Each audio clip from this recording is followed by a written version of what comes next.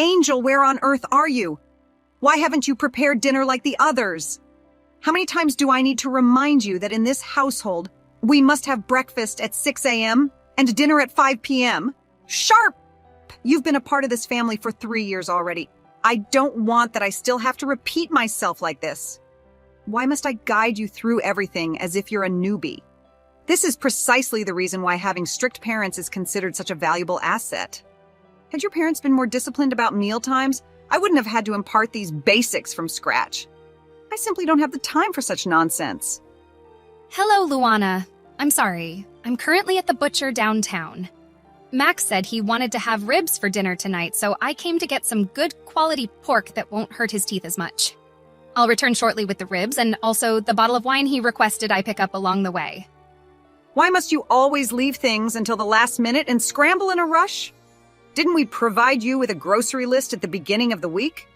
What could possibly be more important for a homemaker than planning lunch right after breakfast and considering dinner immediately after lunch? It's not all that hard.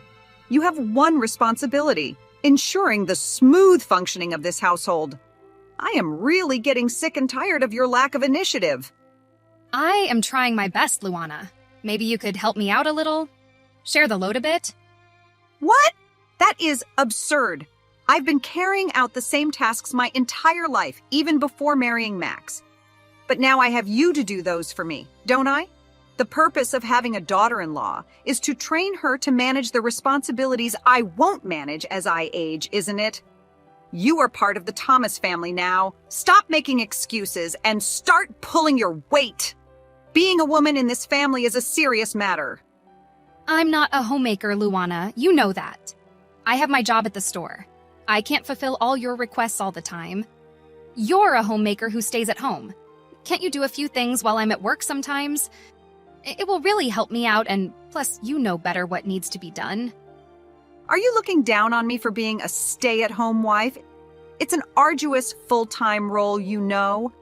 Without me, your father-in-law wouldn't have been able to concentrate solely on his job, and the same goes for my children and their well-being.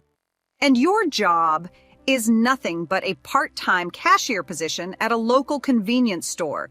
What have you got to be proud of? You're not earning a bank teller's wage or an office receptionist's salary. You're not saving lives out there. Do you realize how embarrassing it is for me to talk to my friends about you?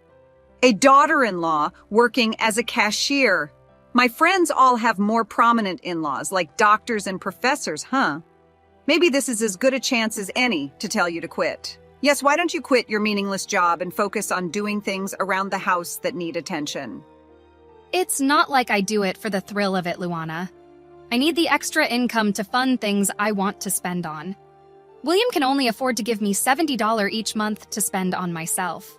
If I need money, I must work for it. I'm not seeking another $1,000. Between my job and visits to the fertility clinic, I can't consistently have dinner prepared by 5. Especially if you expect me to take care of Max's sponge baths every day. You and Max aren't lacking savings. Why can't you offer some help? It's the least you could do, considering I agreed to move in and assist with Max and household chores. I didn't agree to do everything all by myself all the time. Andre and money management are key to becoming a successful housewife, dear. Do you think your situation is more difficult than others? In this day and age where machines do most of our work for us?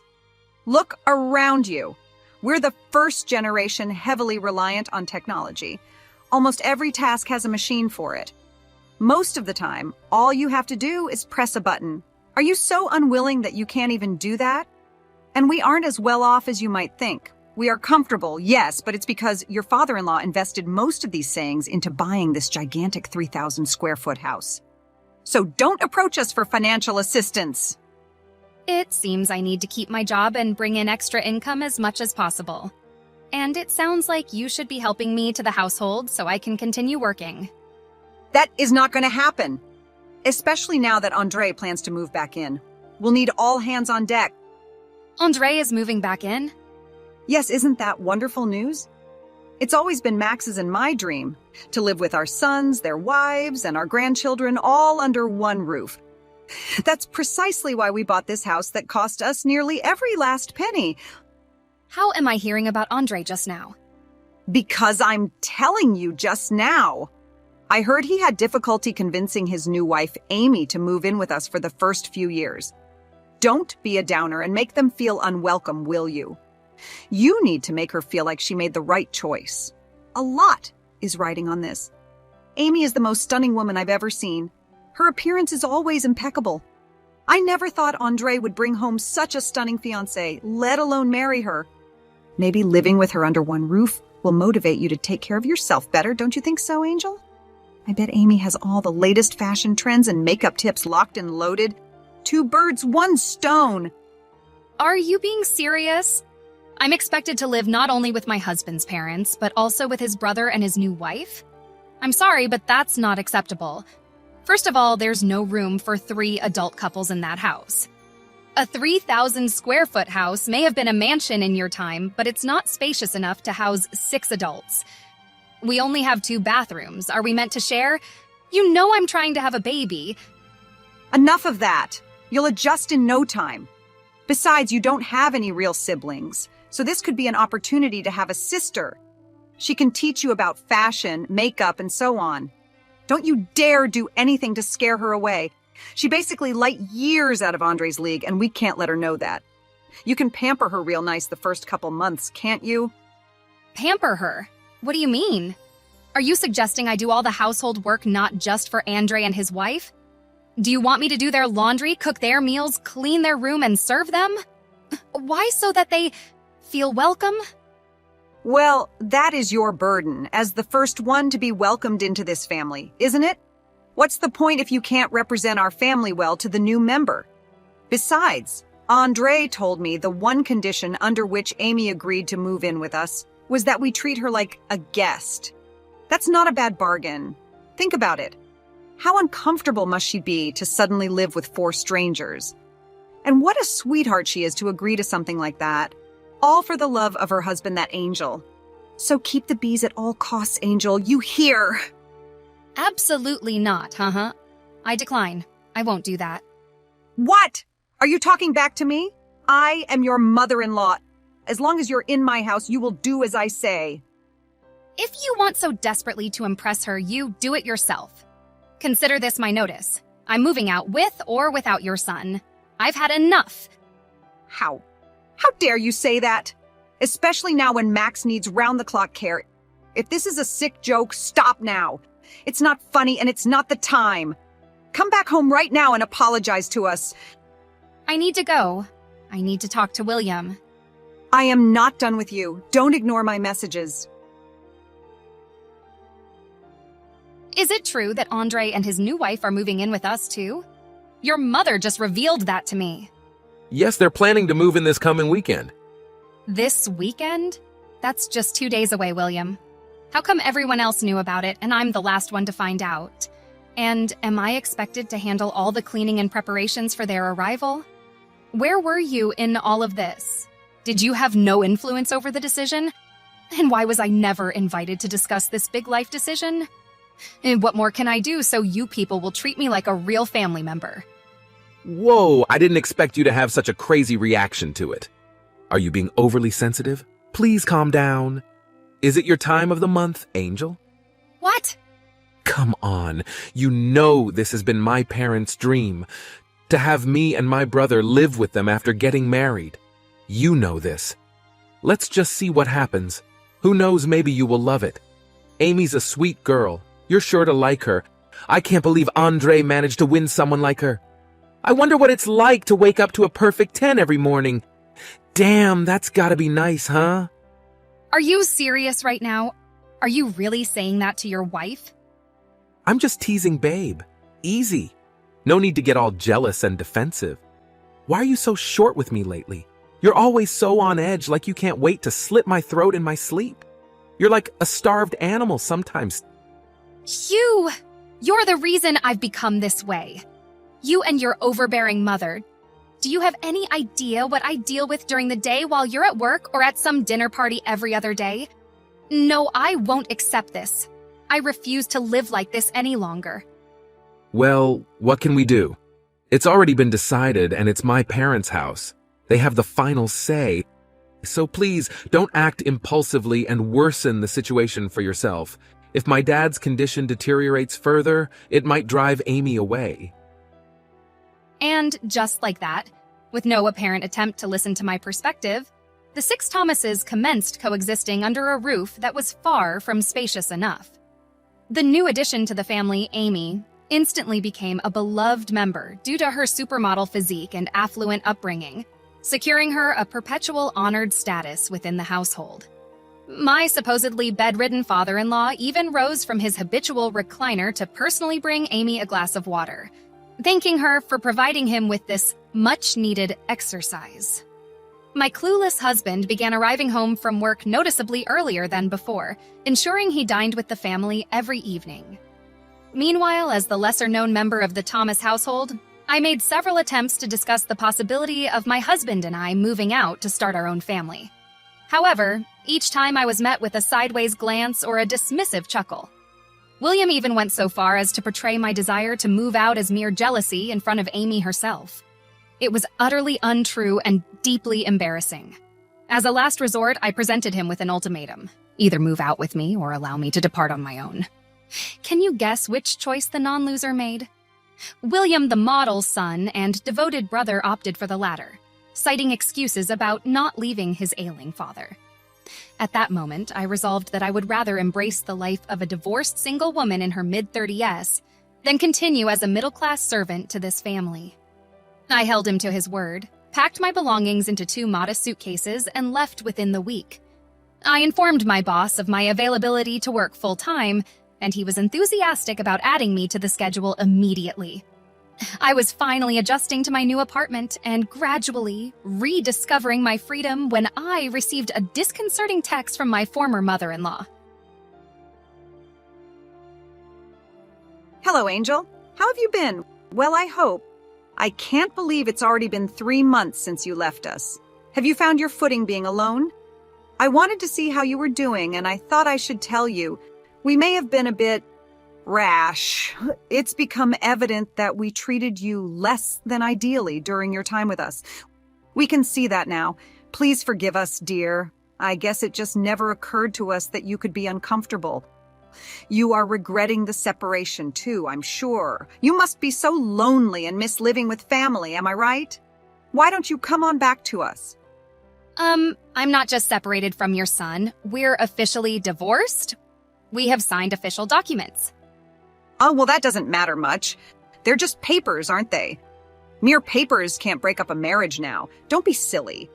There is surely more than a legal bind between you and my son. I'm not a stickler for technicalities anyway. I'm willing to accept you back into this family with or without legal documents. As long as you're willing to accept this proposition, of course. I have thought long and hard about this, and I have come to the conclusion that you are the only daughter-in-law I approve of. I simply didn't express that enough for you to understand, and that's my failing. I admit it. I should have treated you as the wonderful daughter you are. Luana, are you okay? Did something happen? Did you hit your head somewhere? I have absolutely no desire to return to that terrible situation, let alone willingly rejoin your family. What's the matter? Are you hurting for a free live-in caretaker? You have a daughter-in-law at your command. Use her. Have her be your maid and chef and nurse. Why did you think it was appropriate to approach me like this? This doesn't become you. Please, stop talking to me. I can't even begin to speak about that Amy girl. All I can say is that she relies too heavily on her beauty. Silly girl, beauty is but a fleeting advantage. She's too young and too pretty for her own good. Do you know what she said to us? She said that she's like a brilliant star that brightens her surroundings just by being there, so she can't be expected to do much else. She's too busy shining, she said. He doesn't know the first thing about living with other people, that girl. She's never cleared her plate after dinner or removed her long blonde hair from the shower drain. The other day she walked by me giving Max a sponge bath, and I saw her cringe. God forbid, what if my son falls ill someday? Would she leave him in the care of a stranger in some facility? Didn't you tell me once that we don't have it as hard in this day and age of advanced machines and technology? You called me lazy. You said all I needed to do was press a button, if I recall. I know, darling, I regret my arrogance. I was trying to assert my authority in the house, I guess. It's all for nothing. Well, you succeeded quite well. Why don't you apply that same approach to the new girl? What good is a daughter-in-law? Right, Luana? I've tried. Trust me, I've tried everything with Amy. At the first hint of any kind of criticism, she runs to her husband and tatters on me. And you know Andre, he isn't like William in that regard. Andre would take his wife's side and yell at me for being an overbearing mother-in-law. Oh yeah, I remember Andre being an outspoken young man, unlike his timid brother. I should have been wiser than to marry a man who couldn't stand up to his mother for his wife. That is not where I was going with this, Angel, darling. I am trying to get you to do the right thing. You have to come back. There is nobody on my side here. Both my sons are completely infatuated with Amy, and they won't let me voice a single word. Even their elderly father is pestering me to leave his babies be. Can you believe these people? Why don't you just kick them out? They won't listen. Amy says she's never done anything around the house growing up like a pretty little princess, and she's adamant she won't start now. She demands I keep my end of the bargain and treat her like a special guest because that was the deal. She says she would never have moved into this house if that condition wasn't met. She even expects breakfast and dinner to be served on the table. She just sat down and ordered 2 eggs the other day like I was some diner. That's unfortunate, Luana. I'm sorry you've had such bad luck with your sons' wives. It seems like this Amy character is doing to you exactly the same things that you did to me, though, huh? You reap what you sow, am I right? However, given that I'm no longer one of those daughters-in-law, this is neither my concern nor responsibility in any way. I'm about to block you now. Angel, wait! Could you by any chance lend me some money? Please, my dear. These clueless sons of mine won't contribute more than the bare minimum. I provide them with food and shelter in my house without charging rent, and this is how they repay me. William is offering me $70 a month, the same as he used to give you, but Andre won't allow me more than $30 because his wife manages their finances. $100 each month is all they spare their mother. Could you lend me maybe $1,000 or so? No $500 all I ask. You must be doing well in your new job with no other dependents to support you. I vividly remember you telling me that the $70 that William gives me should be enough and that money management was key to becoming a great housewife. Why don't you sell your precious house if you need money? The nerve to come back to me for money is just appalling. Goodbye, Luana. If you try to contact me or approach me again, I will call the police. I immediately blocked my ex-mother-in-law and completely severed ties with that miserable family. Over time, I coincidentally crossed paths with William's aunt at the store where I'm the manager. She informed me that Luana and Max were compelled to sell their house and downsize to a smaller, more compact apartment. Evidently, whenever an opportunity arises, Luana vents her grievances to anyone willing to listen, lamenting about having to cater to her useless daughter-in-law, when it should logically be the other way around. She claims to have lost her only truly exceptional daughter-in-law, Angel, to Amy's manipulative ways. It seems Luana is finally introspecting, though it's a case of too little, too late. As for me, I'm thoroughly enjoying my new role as the store manager. Following my transition to full-time work, I earned a promotion. The regular customers appreciate my genuine warmth, and I reciprocate their loyalty. At long last, I'm reaping the rewards I've rightfully earned through my diligent work. I'm financially independent, relishing the freedom to allocate my earnings as I see fit. In the upcoming week, I plan to send a thoughtful care package to my parents, who reside 3 time zones away. While they remain unaware of my divorce, I'm confident they'll be happier for me now than they would have been if they knew of the mistreatment I endured from William's family.